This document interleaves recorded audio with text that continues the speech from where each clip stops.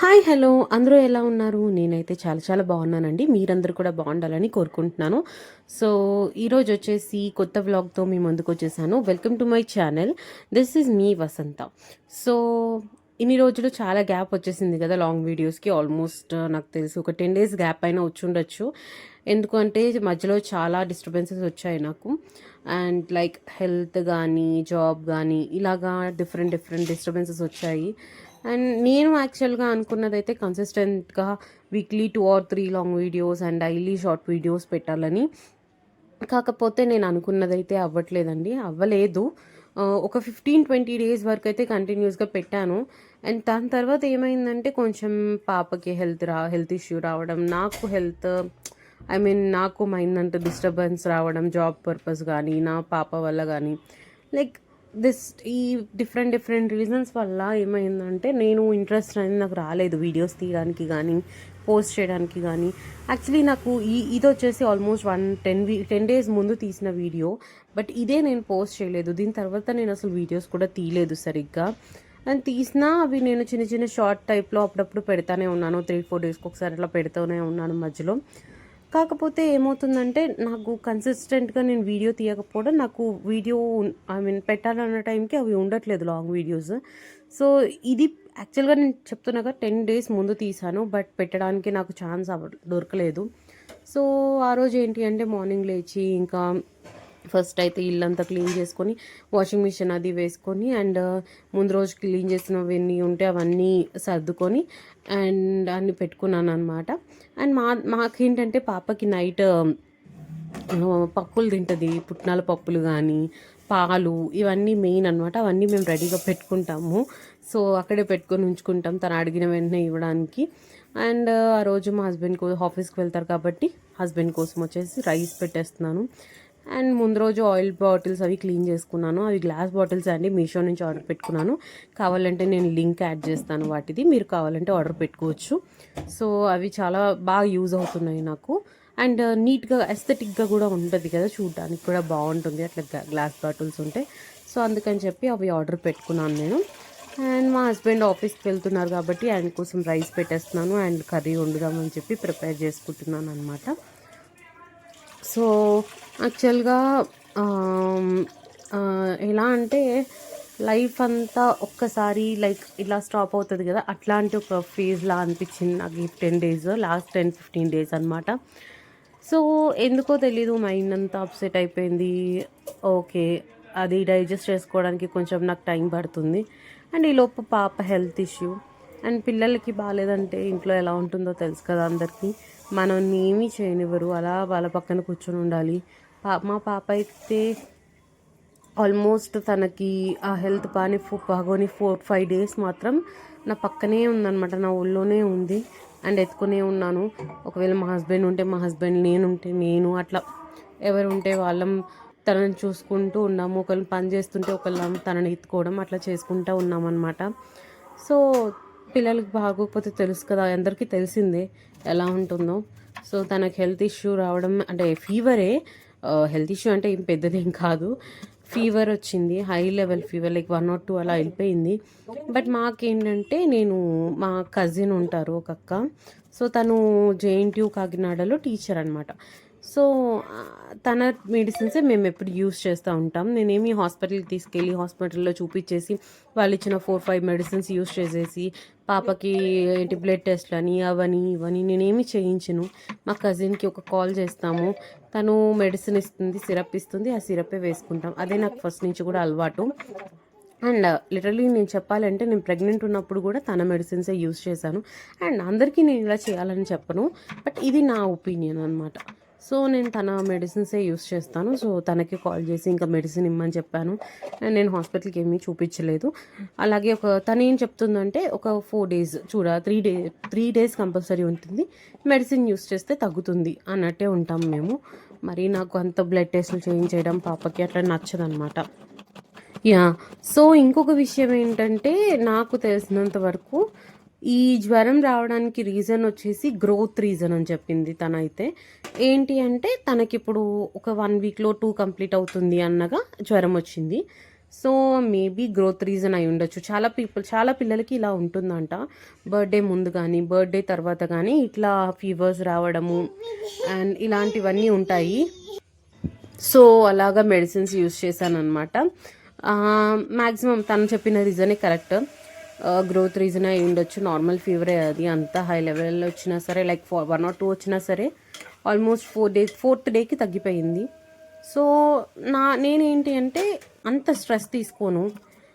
Fever కానీ ఇట్లా cold ఇట్లాంటివి వచ్చినప్పుడు ఎక్కువ స్ట్రెస్ తీసుకొని స్ట్రెస్ తీసుకొని పిల్లలకి స్ట్రెస్ పెట్టేసి వాళ్ళని హాస్పిటల్కి తిప్పి ఆ టెస్ట్లు ఈ టెస్ట్లు చేయించేస్తే సో తర్వాత మేబీ ఆ ఎక్కువ మెడిసిన్స్ యూస్ చేయడం వల్ల కూడా వాళ్ళకి ఇంకా హెల్త్ ఇష్యూస్ రావచ్చు అని మా ఒపీనియన్ అనమాట. సో నేను అంత స్ట్రెస్ తీసేసుకొని 4-5 మెడిసిన్స్ యూస్ చేసేసి అట్లా చేయను. సింపుల్గా అక్క ఎంత ఏమంటే అంతవరకే వేస్తాను అంతే. అది తగ్గిపోతుంది ఆల్మోస్ట్ 3-4 డేస్కి కంపల్సరీ తగ్గుతుంది. అలా అని కంగారు పడిపోయి ఒక్క రోజుకే తగ్గిపోవాలి అంటే ఏ ఫీవర్ కూడా ఒక్క రోజుకి తగ్గిపోదు.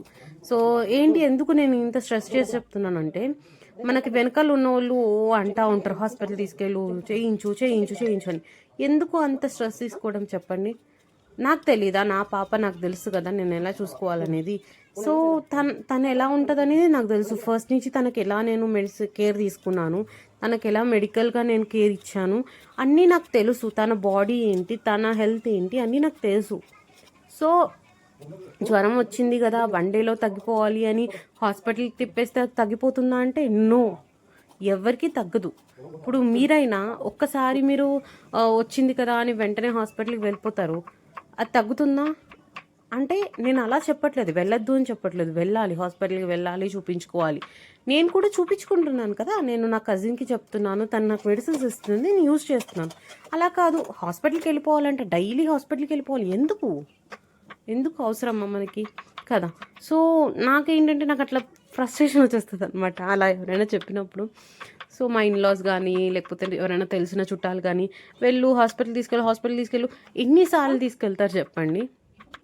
ఇప్పుడు ఒకసారి తీసుకెళ్తారు, వెంటనే తగ్గిపోతుందా మెడిసిన్ యూస్ చేస్తే? లేదు కదా. 3-4 days ఫీవర్ వచ్చింది అంటే ఖచ్చితంగా 3 to 4 days మాత్రం ఉంటుంది. అది కామన్.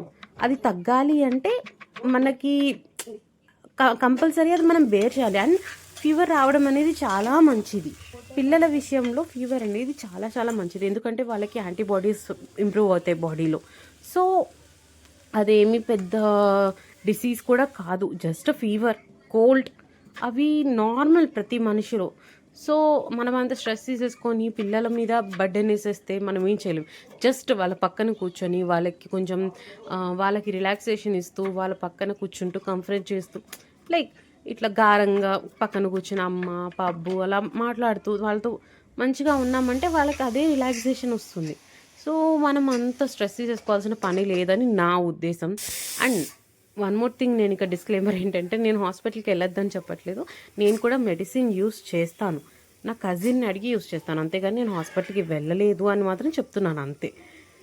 మీరు వెళ్ళొద్దని నేను అనట్లేదు. అండ్ వెళ్ళాలి హాస్పిటల్కి కూడా, అది మంచిదే. బట్ నాట్ సో ఇంపార్టెంట్ అంటే ఇంత చిన్న ఫీవర్స్కి అవసరం లేదు. ఏదైనా పెద్ద ఫీవర్ అయితే మనమే వెళ్ళాలి, మనమే చూపించుకోవాలి. వాటికైతే మనం అంత లైట్ తీసుకోవాల్సిన పని లేదు. సో అదనమాట. సో ఆ రోజు ఏంటంటే మా హస్బెండ్ కోసం బీరకాయ కర్రీ చేశాను, రైస్ పెట్టేశాను అండ్ దోశలు వేసి పెడుతున్నాను టిఫిన్ కోసము. సో అది అలా జరుగుతూ ఉందన్నమాట. అండ్ మీకు చెప్పాను కదా, నేను ఏం చెప్పాలనుకున్నాను అంటే, ఇక్కడ నేను బీరకాయ ఎప్పుడు కర్రీ చేసినా తొక్కలు ఉంటాయి కదా, అవి పక్కన పెట్టుకుంటాను అనమాట. వాటిని నేను వచ్చేసి బీరకాయ పచ్చడి చేసుకుంటాను. సో ఈరోజు వచ్చేసి చట్నీ చేయలేదు అనుకుంటా, అందుకని అక్కడ పచ్చడి పెట్టాను. అండ్ అదిగోండి బీరకాయ కర్రీ ఇంకా ఉడకాలి, అది ఇంకా వాటరీగా ఉంది కదా, విజిల్స్ వేయించాను అంతే, ఇప్పుడు ఉడికించాలి ఇంకా. సో అది. అండ్ కారం కూడా ఎక్కువైనట్టుంది, బాగా రెడ్డిష్ కలర్ కనిపిస్తుంది. అంటే ఈసారి మా మమ్మీ ఇచ్చారు కారం, కొంచెం కారం మిరపకాయలు ఎక్కువ, ఎండుమిర్చి ఎక్కువే పడ్డట్టున్నాయి, కారం ఎక్కువగా ఉంది బాగా. సో అట్లా లంచ్ అయితే ప్రిపేర్ చేసేసాను, కర్రీ కూడా అవుతుంది. కర్రీలో మేము బీరకాయలో కొద్దిగా పాలు వేసుకుంటాం, సో దట్ అది కొంచెం కమ్మగా ఉంటుంది కదా, అందుకని చెప్పేసి. సో అంతే, బాక్స్ పెట్టేశాను మా హస్బెండ్కి. ఆయన వెళ్ళిపోయారు అంటే ఇంకా నా వర్క్ స్టార్ట్ అవుతుంది అనమాట, నా ఆఫీస్ వర్క్. సో అది స్టార్ట్ అయ్యే ముందు నేను పాపకి వాష్రూమ్కి వెళ్ళినా లేకపోతే క్లీనింగ్ కానీ స్నానం చేయించడము ఫ్రెషప్ చేయడము ఇట్లాంటివన్నీ చేసుకుంటాను మధ్యలో చేసుకొని ఇంకా స్టార్ట్ చేశాను work. And almost lunch time కూడా లంచ్ తిన్నమే కదా ఇంకా అదేం చూపిస్తాం నేను ఎలాగో కనిపించాను కదా చూపించి లాభం ఏముందని చెప్పి నేను ఇంకా అదేం వీడియోస్ కూడా తీయను. సో అది సో అలా జరుగుతూ ఉందన్నమాట. అండ్ నా వర్క్ టైంలో అయితే మా పాపతో ఎక్కువ డిస్టర్బెన్స్ ఏమి ఉండదండి. తనకి కావాల్సింది చేసి పెట్టి తనకి కావాల్సింది తినిపించి తను వదిలేస్తే తనే ఆడుకుంటూ ఉంటుంది. నాకు అంత స్ట్రెస్ కూడా ఏం పెట్టదు అనమాట. కాకపోతే ఏంటంటే ఇల్లంతా మాత్రం చెత్త చేస్తుంది. ఈవినింగ్కి నేను క్లీన్ చేసుకోవాలి, అదొక్కటే ఉంటుందన్నమాట మా పాపతో. బట్ యా స్టిల్ నాకు చాలా హ్యాపీ తను విషయంలో. అంత నన్ను ఇబ్బంది పెట్టదు ఏ విషయంలోనూ. జస్ట్ ఫుడ్ విషయంలో అయితే ఉంటుంది, ఫోన్ పెడితేనే తింటుంది అనమాట. ఫోన్ లేకుండా ఫుడ్ అయితే తిందు. అదొక్కటే చిన్న ప్రాబ్లం. అది ఎలా తగ్గించాలనేది ఇంకా నాకేం తెలియట్లేదు. దానికోసం నేను ఏదైనా సొల్యూషన్ వెతకాలి.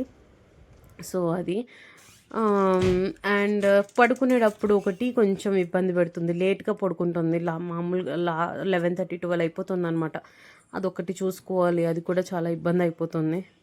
అండ్ ఇది వచ్చేసి ఆ రోజు నేను కబోర్డ్ సర్దుదామని చెప్పి చూస్తున్నాను, అంతా క్లీనింగ్ అది చేస్తున్నాను. పాపయ్య కూడా ఎలా పడితే అలా ఉన్నాయి. ఇంకోటి ఏంటంటే ఊరికి వెళ్ళేది ఒకటి ఉంది. సో అందుకే మొత్తం అంతా క్లీన్ చేసి పెట్టుకుంటే మంచిదని చేస్తున్నాను అనమాట. అండ్ ఆ రోజు ఈవినింగ్ వచ్చేసి కిచిడీ చేద్దామని పెట్టుకున్నాను. ఆల్రెడీ నేను కిచిడీ రెసిపీ అయితే పెట్టాను, ఇక్కడ నేనేం చెప్పట్లేదు, బట్ చూపిస్తున్నాను అంతే. చాలా సింపులే, అంత పెద్ద విషయమేం కాదు కిచిడీ విషయం. కాకపోతే కిచిడీలో 2 డిఫరెంట్ టైప్స్ ఉంటాయి. మన సైడ్ అయితే ఇట్లా చేసుకోరు, ఇది నార్త్ ఇండియన్ స్టైల్. కొంచెం డైజెషన్కి కూడా బాగుంటుంది కదా, పలుచగా ఉంటాయని చెప్పి అలా చేశాను అంతే. మనం ఏంటంటే పొడి పొడి ఆడుతూ ఉంటుంది రైస్, అలా కూడా చేసుకోవచ్చు, ఇలా కూడా చేసుకోవచ్చు. ఇదైతే కొంచెం తినడానికి పాపకు కూడా బాగుంటుంది, మాకు కూడా బాగుంటుంది అని చెప్పి ఇలా చేసుకుంటాం అనమాట. ఇది కూడా ఇప్పుడు ఈ మధ్య మొదలు పెట్టాము. యాక్చువల్గా ఇది నేను ఎందుకు స్టార్ట్ చేశాను అంటే, లాస్ట్ టైం మేము తిరుపతి వెళ్ళినప్పుడు రోజు ఇలానే పెట్టారు. ఆ టైంలో 11:30 12 మేము ఇంకా దర్శనానికి వెళ్ళే ముందు అనమాట వెళ్ళి తిన్నాము. అసలు ఎంత బాగుందంటే తింటుంటే అలా వెళ్ళిపోయింది వేడివేడిగా. సో అప్పుడు చూశాను, అప్పుడు సర్చ్ చేశాను దీని గురించి, చూస్తే చాలా ఈజీ అనిపించింది. సరే అని ట్రై చేశాను, కానీ చాలా బాగుంది తినడానికి.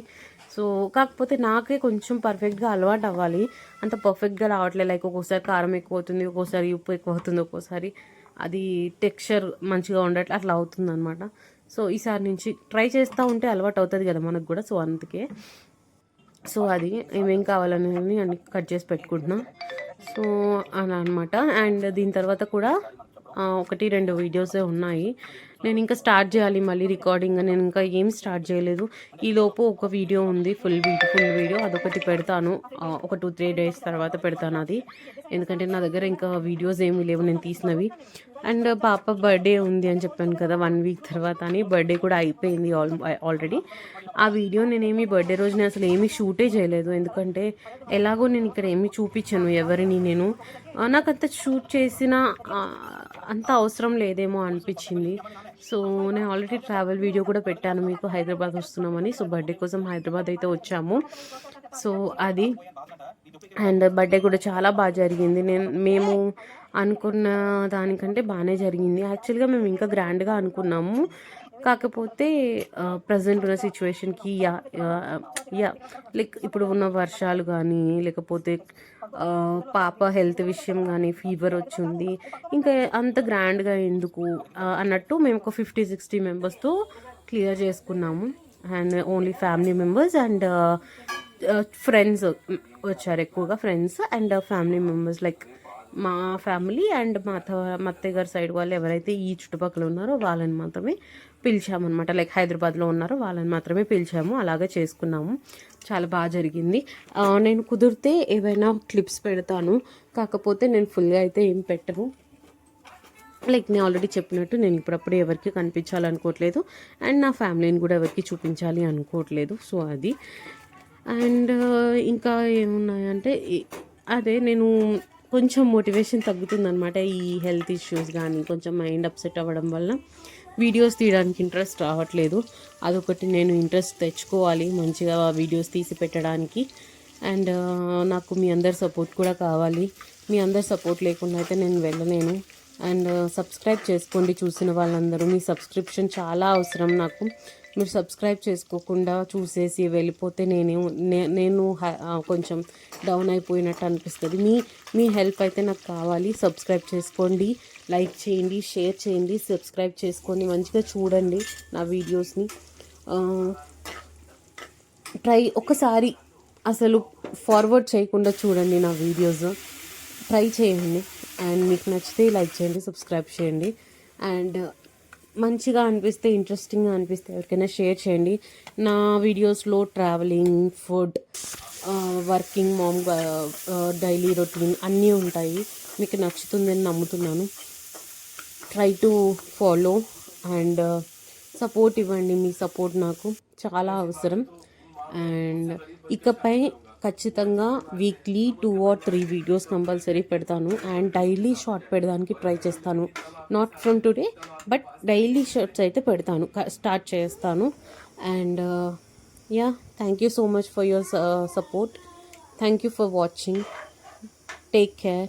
Bye bye.